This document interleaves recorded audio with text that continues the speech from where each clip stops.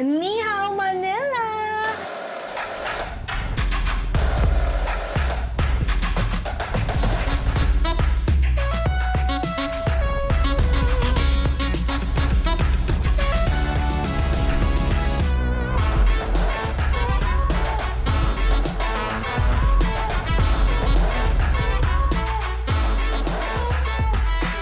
Ni Hao Manila! Welcome to another episode of Ni Hao Chats with me, your host, Valerie Tan. For today's episode, our guest is part of our Ni Hao family. Say hello to Char. Hi, Ni Hao Manila. From Char in China, you are now in Manila. Welcome. Yeah, so ano na ako, Char in Manila or Char in the Philippines. Yes, it's so nice to finally meet you in person. I've seen, of course, your mga vlogs and all. So, tell us, no, paano ka ba na-inspired to go to China?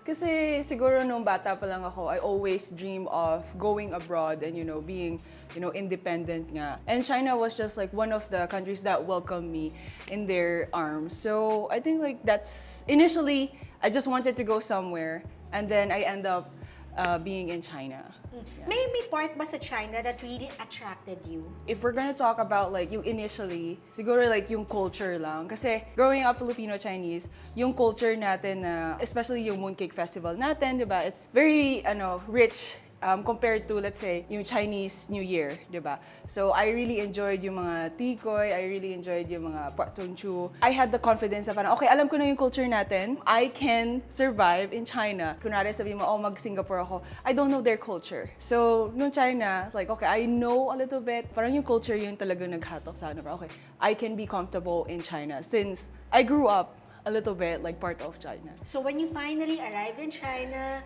you finally lived there for a couple of days, a couple of weeks. Did it meet your expectations? No, it did not. Yung mga lantern natin, mga red papers, mga siomai, sweet and sour pork, beef broccoli, hindi ko siya nakita sa paging.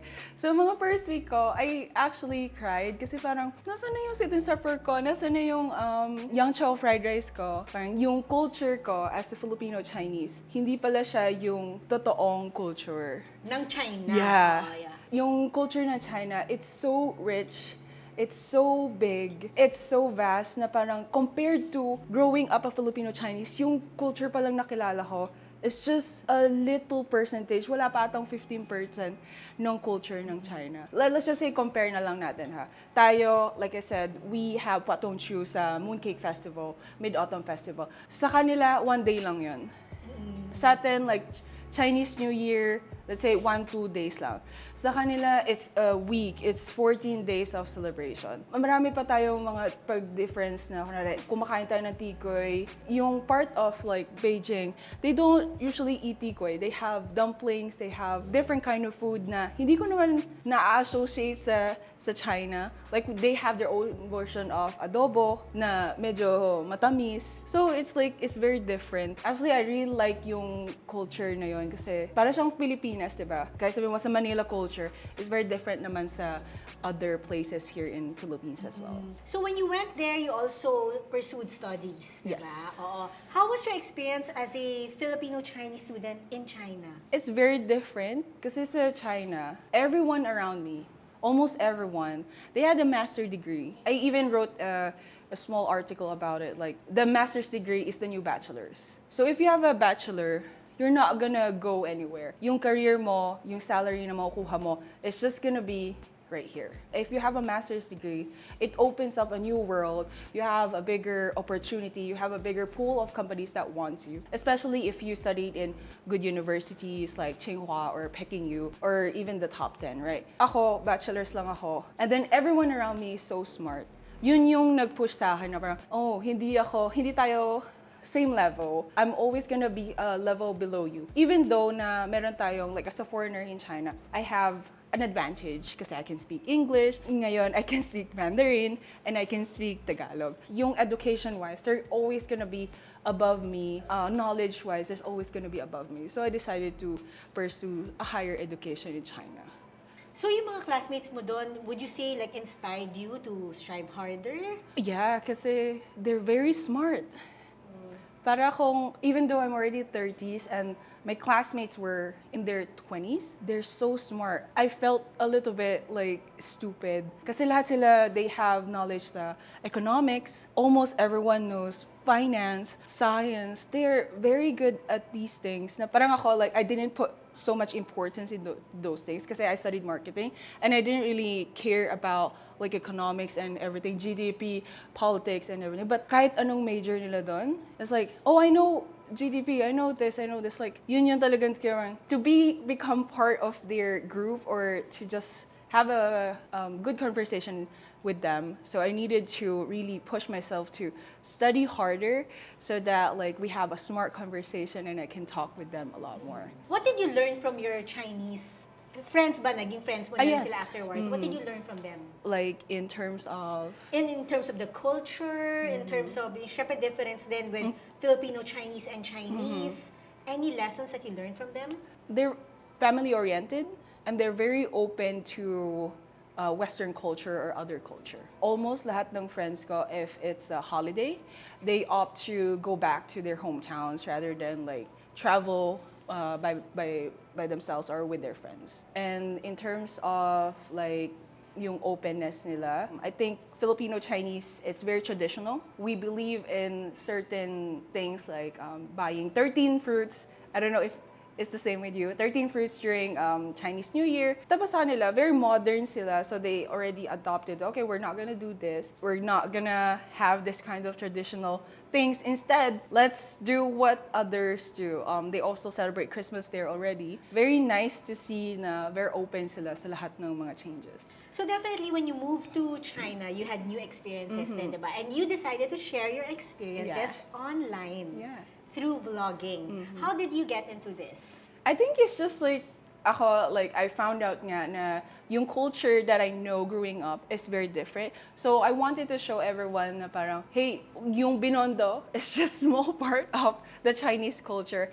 Yung Binondo na buildings natin, almost wala na tayong ganyan sa China. Here's the modern China. If you see like Binondo, I think like it's very hard to see those kind of places in China unless you really go to yung mga historical places that are really preserved. I think a lot of my videos, like we went to Beijing, there's a lot of like city skyscrapers. Well, we did go to a lot of like historical places like Pingyao, Summer Palace, pero those are just tourist attractions. Hindi like yung cities talaga is very different from what we know sa Binondo or what we know in other Chinatowns in the world.